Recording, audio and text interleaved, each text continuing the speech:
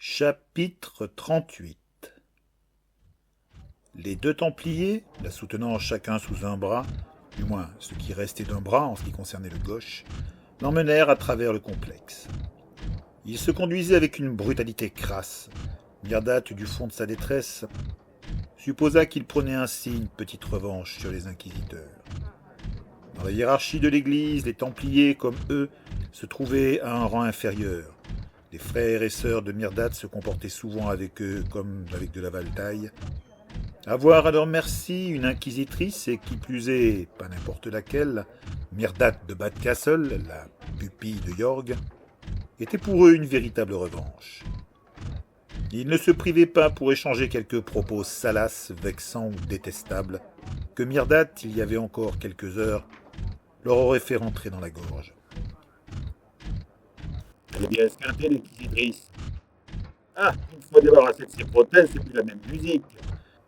J'ai toujours trouvé excitante, celle-là. Elle serait bien gironde, un joli minois, malgré son air serré du cul. Dommage qu'il lui manque des bouts. Oh, c'est pas si grave, il lui reste essentiel, hein. Elle a même encore une main. Je suis sûr qu'elle ne demanderait pas mieux. Une fille comme ça qui en voudrait, on lui rendrait service.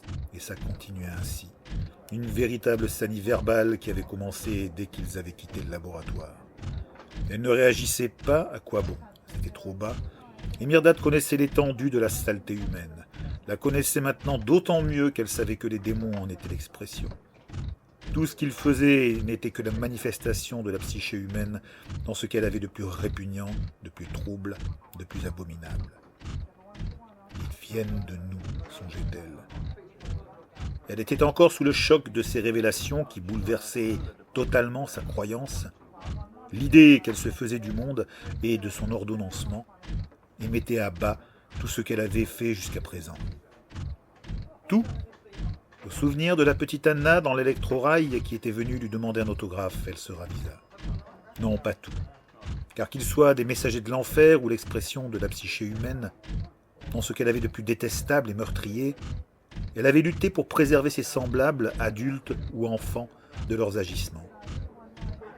La nature de ses adversaires n'enlevait rien à la validité de son combat. Ce qui changeait, c'était à qui profitait ce combat. Ceux qui en tiraient avantage. Détourner un acte désintéressé, altruiste, pour en faire un instrument de pouvoir. Faire d'elle et de ses frères et sœurs, qui sacrifiaient pour certains volontairement leur humanité et des parts d'eux-mêmes pour devenir inquisiteurs, les artisans de la propagande d'un des trois pouvoirs des cristallopoles.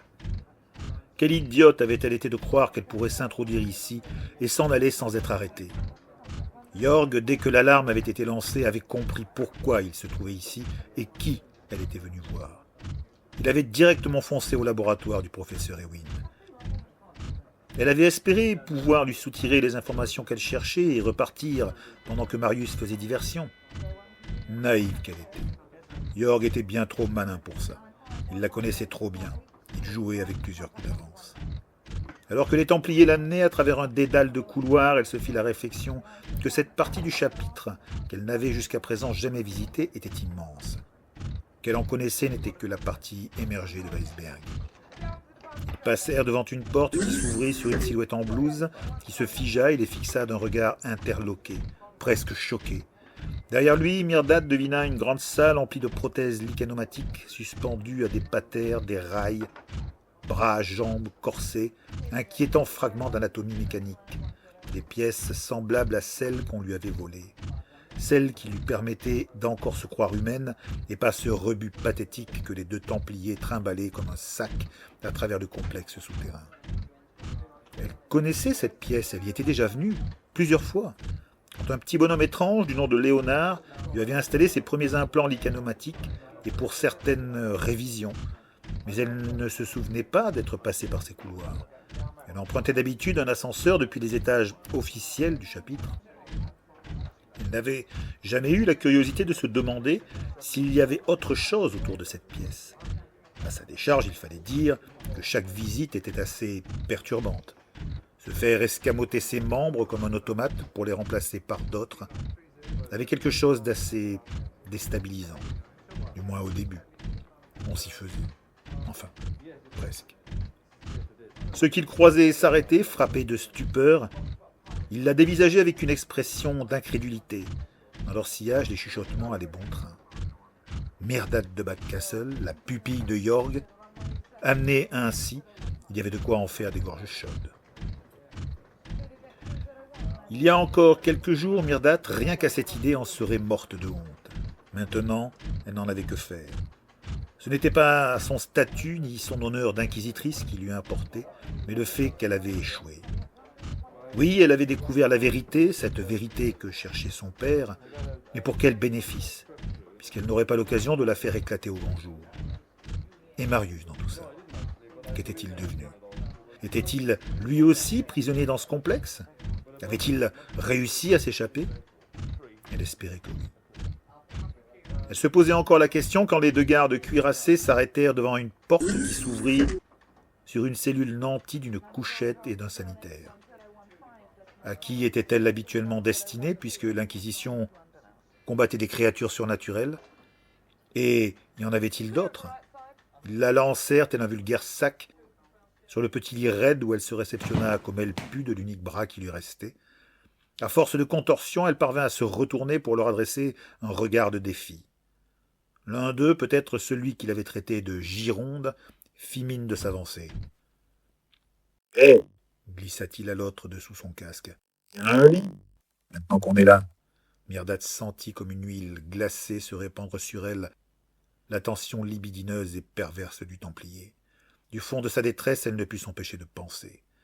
De la nourriture pour un démon. Car oui, les pensées abjectes de celui-là qui s'avançait vers elle ne se perdaient pas. Myrdad savait maintenant où elles allaient, et ce qu'elles engendraient. S'il croyait qu'elle allait capituler sans se battre, plutôt mourir que de laisser ce porc disposer d'elle et la souiller de son désir immonde sans rien faire. Elle s'apprêtait à se défendre de sa seule main et de ses dents, mais elle n'en eut pas besoin. Le second saisit le bras du premier et l'apostropha. « Arrête tes conneries, la pupille de York. Tu dois plus y tenir beaucoup s'il l'a mise dans cet état. C'est parce qu'on casse ses jouets qu'on a envie que notre y touche. » remarqua le second avec un certain bon sens. Casse ses jouets, songea Myrdad sans les quitter des yeux. Voilà donc à quoi elle en était réduite, un jouet. Une poupée brisée. Tu veux prendre le risque? Insista le second. Le premier hésita, Myrdad devina qu'il la fixait encore derrière la visière en V de son casque, la couvant de son désir pervers qu'elle sentait ruisseler sur elle, comme une encre nauséabonde, alors qu'elle attendait, prête à tout. Il finit par se détourner à regret et rejoindre son collègue dans le couloir. Un geste, la porte se referma derrière eux. Elle se retrouva seule. Alors seulement elle se détendit un peu, à peine. Le contre-coup vint, celui de ces heures de tension, de ces révélations, ces bouleversements, la mort d'Héléna, tout cela s'abattit sur elle alors qu'elle gisait, simulacre de femme sur la petite couchette, dans cette cellule minuscule, ressassant son échec, son impuissance. Les larmes montèrent, elle les repoussa. Elle tenta de réfléchir, passant en revue les options, essayant de trouver un moyen, un biais, lui permettant de renverser la situation à son avantage. Mais elle avait beau faire, elle ne voyait pas comment se sortir de cette impasse, pas dans l'état où elle était. Les heures s'écoulèrent, combien? Elle n'en avait aucune idée, elle perdait la notion du temps. Un bruit, une trappe se souleva dans la porte, on lui passa un plat. Elle envisagea un instant de ne pas s'alimenter, mais quelque chose en elle, cette rage de vivre qui l'avait toujours animée, celle que Yorg avait devinée en elle dans sa maison en feu, prit le dessus. Non, elle ne se laisserait pas mourir de faim. Tant qu'elle garderait un souffle, elle lutterait. Utilisant son unique bras, elle descendit du lit, se traîna vers le plateau et se nourrit de la seule main qui lui restait. Quand elle eut fini, elle regagna sa couchette et y remonta tant bien que mal. Elle avait à peine terminé après plusieurs tentatives et se retournait que la porte de sa cellule se déverrouillait et s'ouvrait sur la haute et imposante silhouette de Yorg. Il avança dans la petite pièce qui d'un coup parut rétrécir. Un instant, ils se fixèrent sans un mot. L'air entre eux s'alourdissait de tout ce qu'ils ne disaient pas. Le grand inquisiteur se pencha vers elle. Tirant un mouchoir brodé d'une poche de sa chasuble, il entreprit de le passer sur le visage de Myrdad pour enlever au coin de ses lèvres la nourriture qu'elle avait fait tomber en mangeant. Il agissait comme il l'aurait fait d'une enfant. Elle tenta de détourner la tête, il la saisit de son autre main, elle ne put que céder. Dans quel état t'es-tu mise, ma fille? Sa voix avait une douceur incongrue. Si ce n'est pas pitié. Je ne suis pas votre fille, répondit-elle, Bien sûr que si. assura le grand inquisiteur. Qui d'autre que moi pourrait prétendre être ton père? Mes parents, rétorqua aussitôt Myrdat. Tes parents, Se moqua Yorg qui, en terminé, l'avait relâché. tu les as à peine connus. Ils n'étaient que des frères. Toi, tu étais dans notre métal. Le mien. Nous n'avons rien en commun, affirma-t-elle, révulsée. Bien plus que tu ne le penses. Elle éclata d'un rire sarcastique. Ah oui? Quoi? Nous voulons la même chose. Assura Yorg. Laquelle? L'ordre. Assonna le grand inquisiteur, la fixant de ses yeux incolores par-dessus le masque de cuivre de son respirateur. Alors vous vous trompez, se moqua-t-elle. Ce que je veux, c'est la liberté. Elle eut un geste vers le haut, l'extérieur. Comme tous ces gens dehors, la liberté de vivre à l'abri de la terreur, de la peur. Pouvoir aimer qui on veut, comme on veut. La liberté. Yorg éclata de rire. Mais les gens ne veulent pas la liberté. Il poursuivit avec une conviction profonde. La liberté implique la réflexion. C'est un effort bien trop compliqué. Non, ce qu'ils veulent par-dessus tout, c'est la sécurité. La sécurité? Répéta Myrdat, moqueuse. La sécurité, oui. Affirma Yorg. Ils ont peur de ce qui est différent, ce qui est étranger, ce qui peut menacer leur petit confort.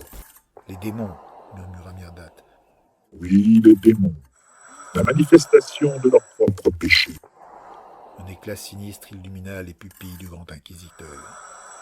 Il y a une certaine ironie, tu ne crois pas, à songer que dès qu'un humain a une mauvaise pensée, il ne disparaît pas mais se stocke là-bas. Il eut un geste vague vers les terres. Qu'elle s'agglomère à d'autres pour donner naissance à quelque chose de plus grand, de plus puissant, de plus terrible. Et que cette chose revient ici pour punir ceux-là même qui l'ont engendré. Il y a une certaine symétrie. Cela vous amuse que les démons existent? Myrdat n'en croyait pas ses oreilles. Amuse? Yorg eut l'air surpris par cette idée. Non. Mais je trouve qu'il y a au fond une forme de justice immanente que la plupart des gens seraient incapables d'apprécier. Il acheva comme si cela n'avait pas d'importance. De toute manière, cela aura bientôt une fin. Une fin? Comment cela pourrait-il avoir une fin? Les hommes ne cesseront pas d'être des hommes. Si vous aviez entendu ces deux misérables qui m'ont amené ici, Tant gronda Yorg et Myrdat surprise, lut dans les yeux du grand inquisiteur une flambée de colère. Non, informa-t-elle avec l'honnêteté et la rectitude qui étaient toujours la sienne. Il parut s'apaiser. bien. Pour répondre à ta question, oui, j'en suis bien conscient. Je connais les hommes et leurs démons, Myrdat. Mieux que toi. Alors quoi? Le relança Myrdat. Nous allons arrêter d'utiliser le licanium et couper l'accès à notre monde pour ces créatures? Un son qui était peut-être un rire filtra de derrière le respirateur de cuivre rutilant. Cessez d'utiliser le licanium, Myrdat. Que tu peux parfois être naïve et ignorante de certaines choses. Il secoua la tête. Tu crois tout savoir, mais tu ne connais pas les rois de ce monde. Comme Myrdat ouvrait la bouche pour l'interroger, il la devança.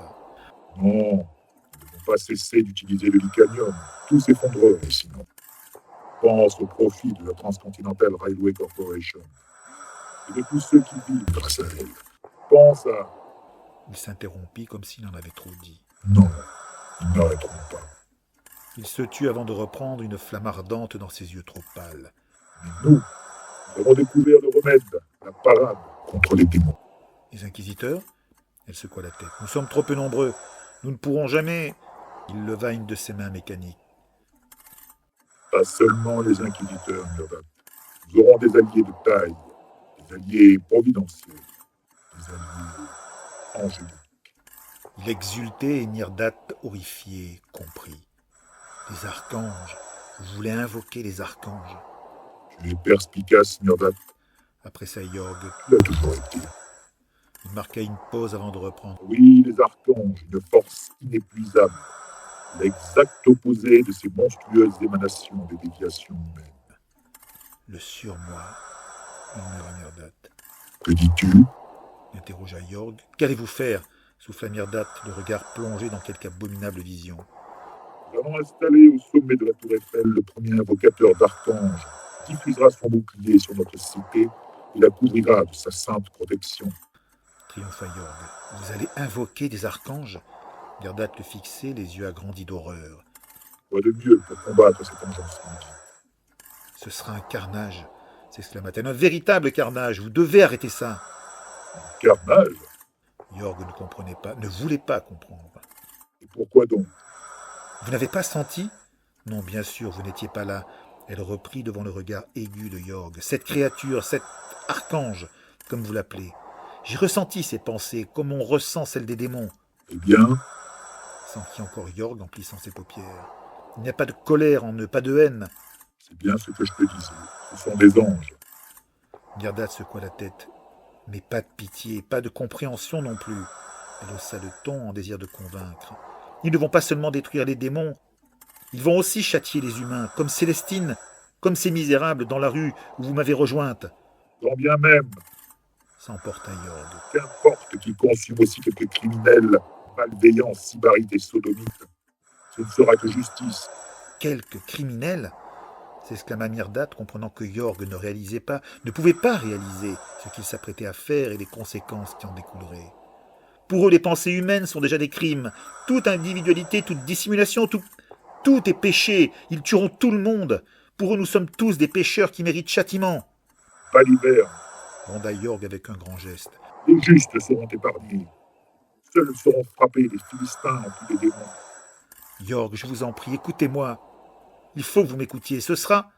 Mais déjà il se redressait, la fixant de ce regard terrible qu'il lui adressait quand elle était enfant et qu'elle le décevait. Ce regard qu'elle craignait tant. Il accusa. Je vais essayer d'éprouver ma foi et ma détermination, Myrdat. Je me montre avec toi d'une faiblesse coupable. Je refuse d'écouter tes divagations sacrilèges.